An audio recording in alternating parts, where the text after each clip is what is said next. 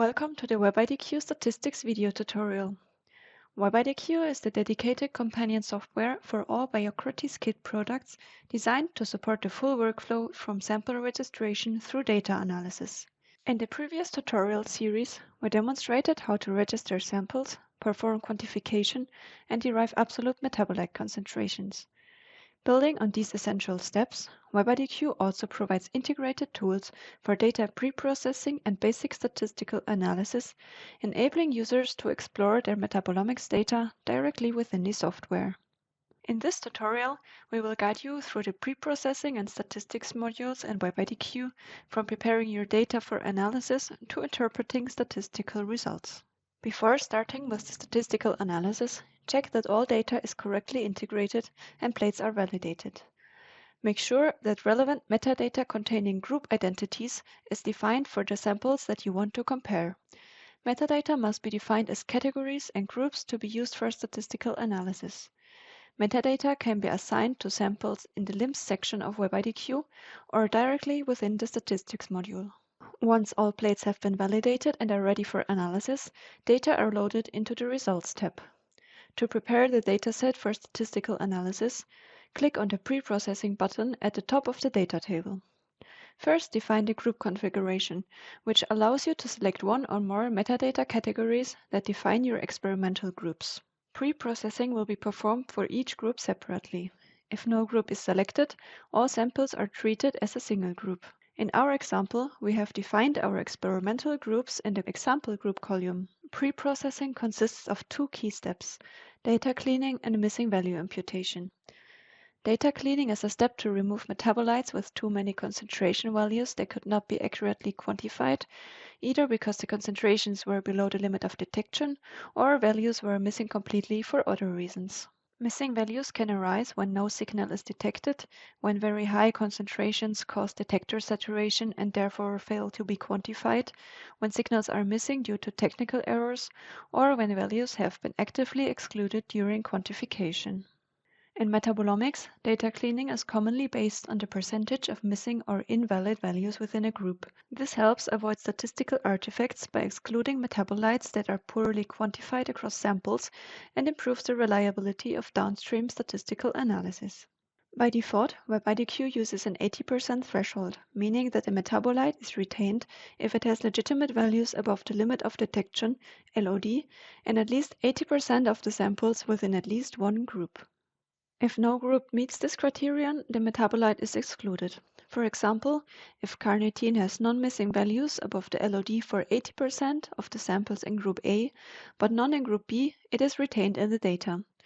However, if the metabolite has only 79% legitimate values in both group A and group B, the metabolite will be removed. You can adjust this threshold depending on your study design. For instance, in studies with small group sizes, for example 4 samples per group, a 75% threshold may be more appropriate.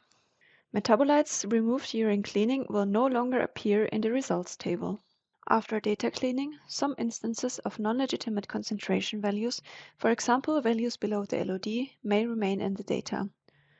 For the purpose of statistics, these values would be considered missing data.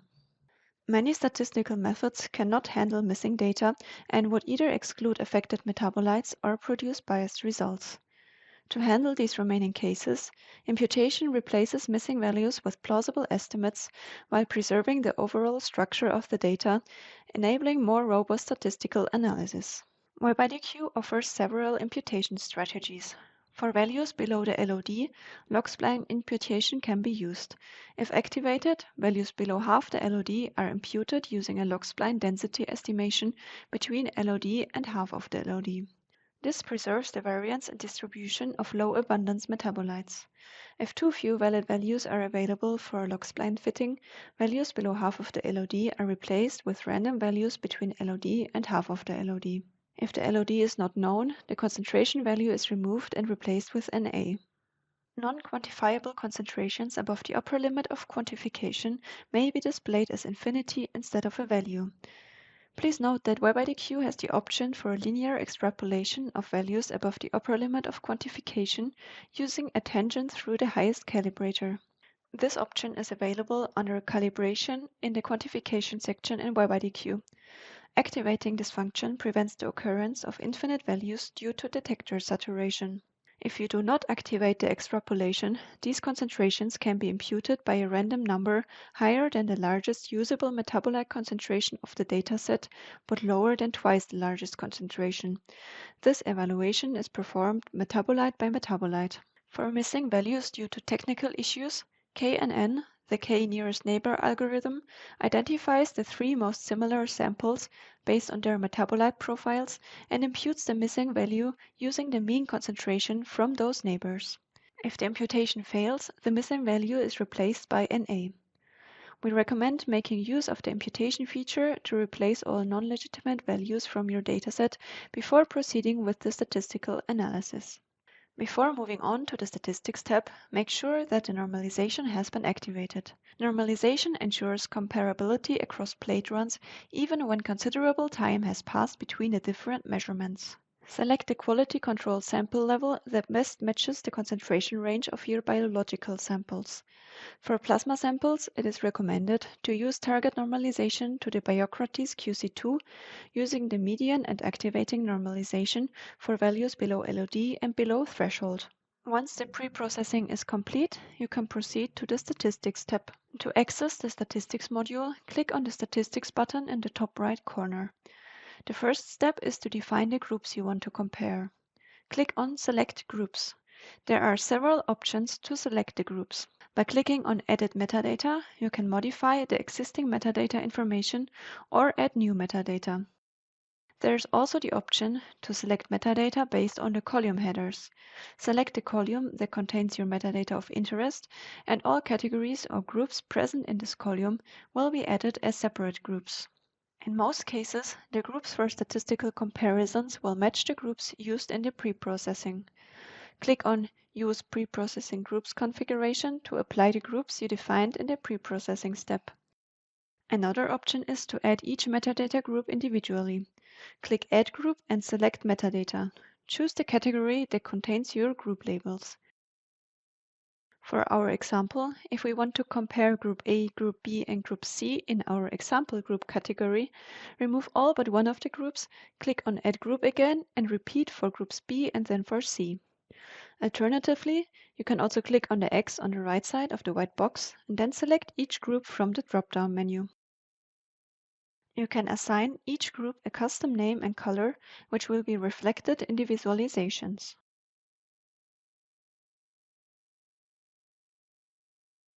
Once your groups are defined, you can proceed to the statistical tests. The statistical comparisons will be performed only on the selected sample groups. If the metabolism indicator toggle is activated, both metabolite concentrations and metabolism indicators will be included in the descriptive statistics and ANOVA, but not in the PCA. The Descriptive Statistics module is available to all WebIDQ Cloud Core and Core Plus subscribers and provides a first overview of the data without performing formal statistical comparisons. To access it, click on Descriptive Statistics, then press Calculate. The results include summary statistics for each analyte and metabolism indicator. At the top is an overview across all groups, and below are group-specific summaries based on the groups you previously defined. These summaries include key metrics such as the mean, median, minimum, maximum, and quartiles. The number of samples per group is determined by the number of distinct sample barcodes.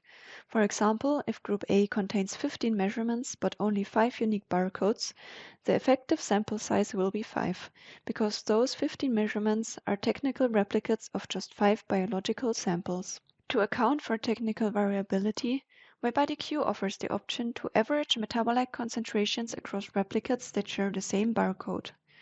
This feature is enabled by default, ensuring that each biological sample is represented by a single average concentration value per analyte and metabolism indicator.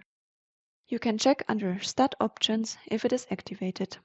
It is recommended to make use of this option because technical replicates are not independent observations. Treating them as such would artificially inflate the sample size, violate statistical assumptions like independence, and increase the risk for false positive results.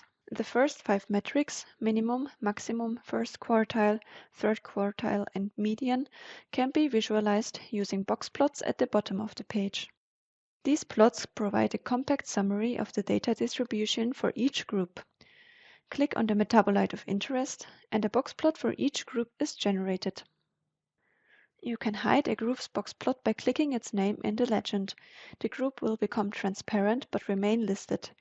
If a group is not relevant for your analysis, we recommend excluding it during group selection. The box plots can be downloaded by clicking on the camera icon in the top right corner. To visualize multiple metabolites side by side, hold Ctrl for Windows or Command for Mac and select the desired metabolites. They will appear combined on the right, but each plot must be downloaded separately. The median absolute deviation over median, MAD over median, is a robust non-parametric alternative to the coefficient of variation. The median absolute deviation is calculated by first finding the median metabolite concentration, computing the absolute deviation of each value from that median, and then taking the median of those deviations. This metric is less sensitive to outliers and skewed distributions, making it suitable for metabolomics data. The last 4 columns of the descriptive statistics include the mean as well as the upper and the lower confidence interval and the coefficient of variation. These metrics assume that the data follow a normal distribution, which is rarely the case in raw metabolomics data. To improve validity, we recommend log transforming the data before interpreting these metrics. Log transformation stabilizes variance and helps normalize the distribution. In WebIDQ, you can log transform your data by clicking on Display Options on top and activating the Log Transform Data toggle. The default transformation is log2, which is commonly used in metabolomics. While log transformation may not perfectly normalize all variables, it generally improves the reliability of statistical summaries and downstream analysis. After activating the transformation, click Calculate again to update the results. Once log transformation is activated and the results are recalculated, the reminder to apply log transformation is automatically removed. After recalculating, the box plots will also reflect the log transformed concentrations. If you are a WebIDQ Cloud Core Plus subscriber, you also have access to univariate and multivariate statistical comparisons. The available statistical tests include analysis of variance, ANOVA, and principal component analysis, PCA. Like some of the descriptive metrics, both ANOVA and PCA assume that the data are approximately normally distributed. Additionally, metabolite concentrations often span several orders of magnitude, meaning that a few high-abundance metabolites could dominate the analysis or visualization. Therefore, it is essential to activate log transformation before performing these statistical tests to stabilize variance and approximate normality. In the ANOVA tab under Stat Options, the first step is to define a significance threshold, typically set at 0.05, which serves as a threshold for determining whether the calculated p-values indicated statistically significant differences among groups. A threshold of 0.05 implies a 5% risk of a type 1 error, meaning there's a 5% chance of falsely declaring a difference in metabolite concentrations as statistically significant when no true biological difference exists. When testing many analytes simultaneously, the probability of encountering false positive increases. This is known as the multiple testing problem, and it inflates the overall type 1 error rate. To mitigate this, p-value adjustment methods are used. These methods correct for multiple comparisons and improve the reliability of statistical findings. WebIDQ offers 6 different adjustment methods. We recommend the Benjamini-Hochberg procedure, which controls the false discovery rate. If you set your significance threshold to 0.05 and apply the Benjamini-Hochberg method, it ensures that no more than 5% of the results you declare significant are expected to be false positives. The threshold is applied to the adjusted p-values, not the raw ones. While 0.05 is a common choice, you may opt for a more or less stringent threshold depending on your study goals. For exploratory analyses, thresholds of 0.1 or even 0.2 may be acceptable. It is important to predefine your threshold before running the analysis to avoid bias. As in the descriptive statistics, it is recommended to calculate the sample mean from technical replicates if there are any, which is the default setting. Once you have selected your significance threshold and p-value adjustment method, click Calculate to run the analysis. WebIDQ performs a Welch ANOVA, which assumes normally distributed data but does not require equal variances across groups, making it suitable for metabolomics data where heteroscedasticity is common. If the metabolism indicator toggle is activated, ANOVA is calculated for both metabolites and metabolism indicators. The results of the Welch ANOVA are displayed in a table on the left. The first column contains information if a variable is a metabolism indicator. In the second column, you find the metabolite and metabolism indicator names. The third column contains the adjusted p-value from the ANOVA, followed by pairwise comparisons between the groups. Pairwise comparison tests are conducted using the Games-Howell test, which, like Welch ANOVA, assumes normality but does not assume equal variance. You can sort and filter the table by clicking on column headers or using the filter options. For example, to show only results with adjusted p-values below 0.05. In this example, 3-methylhistidine shows a significant result in the Welch ANOVA, indicating differences between groups. The pairwise comparisons reveal that the effect is primarily driven by differences between Group B and Group C. Significant results are indicated by a light blue background. Clicking on a row displays the corresponding metabolite concentrations in a plot on the right. WebIDQ offers 3 plot types, which can be selected under Stat options. Box plots in the ANOVA tab summarize the data by showing the minimum, first quartile, median, mean, third quartile, maximum, as well as outlying values. Violin plots, on the other hand, show the full density distribution of the data. You can also combine the two, which is the default option. The plot can be resized by dragging the bottom right corner. Only one plot is shown at a time in this tab. The plot can be saved as a PNG using the camera symbol in the top right corner. In addition to univariate statistical methods, which assess group differences for each metabolite individually, multivariate statistics enable the simultaneous analysis of multiple variables. This approach helps uncover underlying structures, relationships, and patterns in the data that may not be apparent when examining variables in isolation.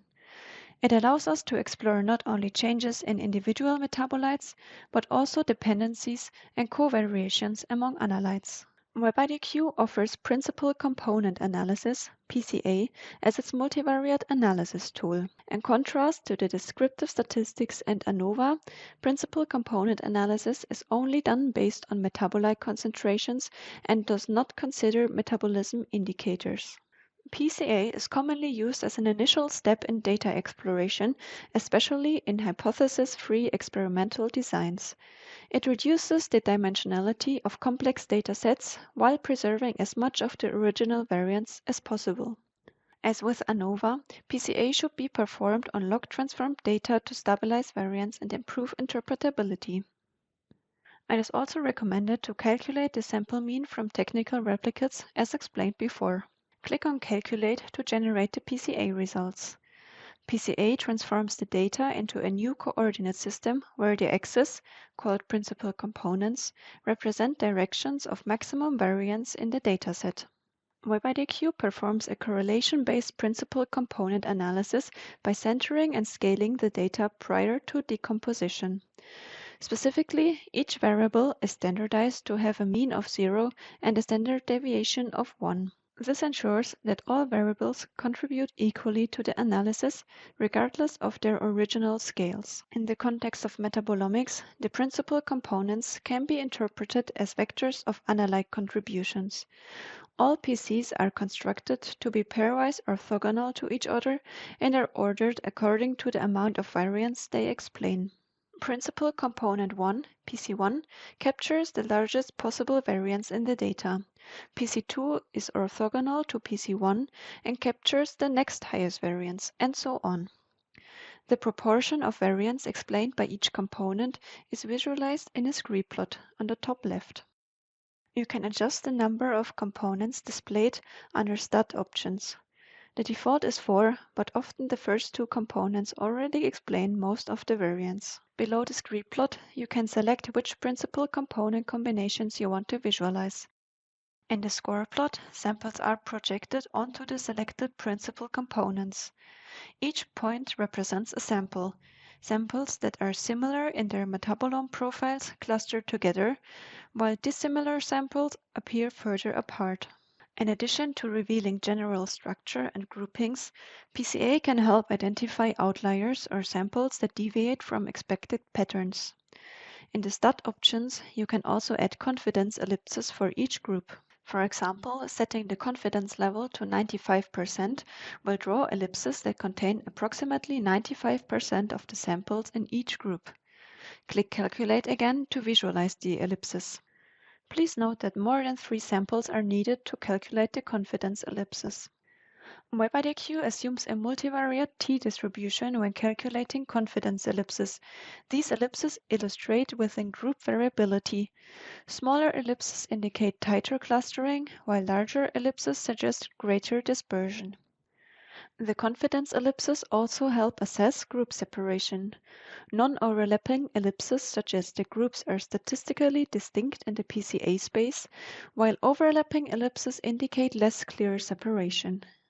It is important to note that PCA and the ellipses do not provide formal significance testing, but they offer visual cues that may suggest meaningful differences.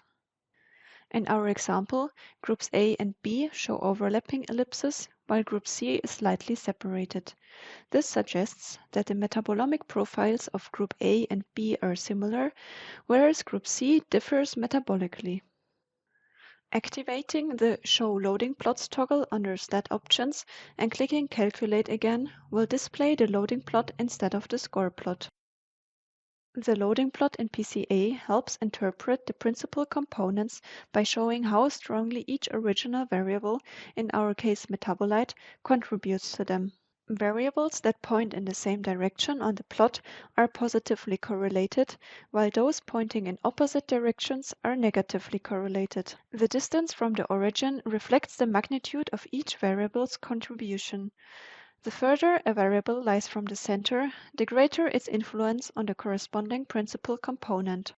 At the bottom, loadings are also shown in a searchable table, allowing identification of the most influential variables for each principal component. Both the score plot and loading plot can be downloaded as PNG files. Clicking the Info button at the top provides additional details about each statistical analysis. This concludes the overview of the Advanced Statistics module in WebIDQ. Keep an eye out for future updates, which will add functionality for outlier detection and removal, as well as an option to export the results. Before you begin your statistical analysis in WebIDQ, make sure to activate pre-processing, including data cleaning and imputation to ensure data quality, normalize your data to account for interplate variability, and log transform your data before performing ANOVA or PCA, as both methods assume normally distributed input. Please keep in mind, if you change any settings, such as group selection, log transformation, or pre-processing options, you must click Calculate again to update your results and visualizations. If you're interested in performing more advanced statistical analysis outside of WebIDQ, the appendix of the WebIDQ user manual provides instructions on how to export your data in a format compatible with R. In this tutorial, we walked through the key steps of data pre-processing and basic statistical analysis in WebIDQ, from cleaning and imputing your data to visualizing group differences and exploring multivariate patterns. For additional information, please consult the WebIDQ user manual or reach out to Biocrates support if you have any questions. Thank you for watching, and we wish you success in your metabolomics research.